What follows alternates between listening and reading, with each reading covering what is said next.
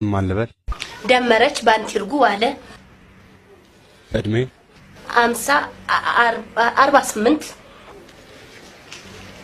የትምህርት ደረጃ ማንበብና መጻፍ የትዳር ሁኔታ ያገባው የተዳርኩ የተኳልኩ ጎረቤት ለለለለ የሸኘኝ ከነ ክብር የወጣው ስራ የቤት መቤት ዜግነት ኢትዮጵያዊ የመኖሪያ አድራሻ ቂርቆስ ክፍለ ከተማ ቀበሌ 04 የቤት ቁጥር 838 ወደዚህ ወደ ፖሊስ ጣቢያ የመጡበት ምክንያት ያውቃሉ?